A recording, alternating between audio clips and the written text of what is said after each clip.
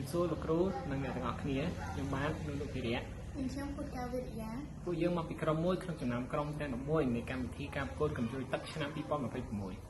จังหวะคัดไปวิเลยยื้อยื้อจับประดามนาการผลิตต่างออกเนี่ย trong lý cái chuyện video đại dương do cùng đủ tám tỏ cho như là thời tập óc nè ចំពោះសម្រាប់ត្រូវការយើងត្រូវការដូចជាស្កុតកន្ត្រៃកាំបិតដបទឹកសុទ្ធចំនួន2ដបធំហើយជាមួយនឹងកៅហើយនឹងក្រដាសពណ៌ហើយនឹងក្រដាសឡាំងដូចនេះជាដំបូងយើងធ្វើការកាត់ឡាំងយើងទៅជាតូចៗហើយយើងកាត់ទៅជារាងត្រីកោណ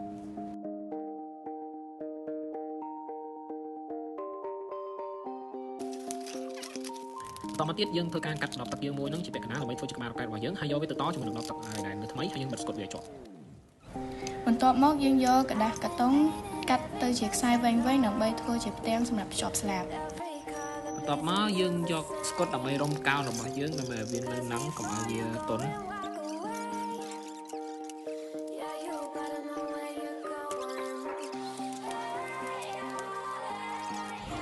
ចឹងនេះគឺជាលទ្ធផល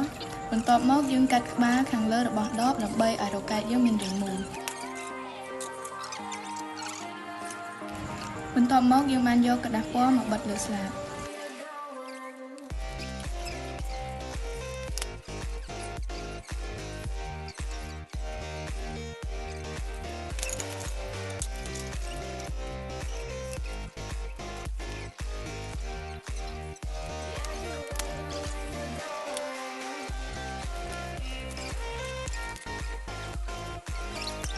បន្ទាប់មកយើងយកស្លាបដែលបិទពណ៌រួចទៅដាក់លើរ៉ុកកែត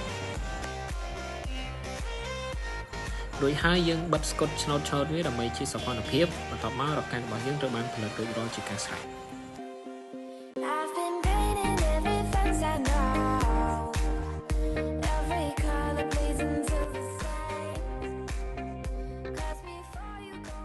ចឹងបន្ទាប់ពីការខិតខំប្រឹងប្រែងរយៈពេលជាយូរមកនេះគឺជាលទ្ធផលដែលពួកយើងបានបង្កើតឡើងគឺជាកំជ្រុលទឹកមួយដ៏សរសើរ សូមអរគុណទៅដល់ Club Thorny Asia ដែលបានបង្កើតកម្មវិធីកំជ្រុលទឹកនេះឡើងដែលផ្ដល់ឱកាសឲ្យយើងអាចបង្ហាញស្នាដៃនិងភាពច្នៃប្រឌិតរបស់ពួកយើង កម្មវិធីកំជ្រុលទឹកមិនមែនត្រឹមតែជាកម្មវិធីបែបវិទ្យាសាស្ត្រតែប៉ុណ្ណោះទេប៉ុន្តែតាមរយៈកម្មវិធីនេះគឺអនុញ្ញាតឲ្យពួកយើងរៀនសិក្សាស្វែងយល់ពីកិច្ចការងារក្នុងសង្គមរៀនចេះធ្វើការងារជាក្រុមក៏ដូចជាដោះស្រាយបញ្ហាផ្សេងៗដែលពួកយើងបានជួបប្រទះសូមអរគុណ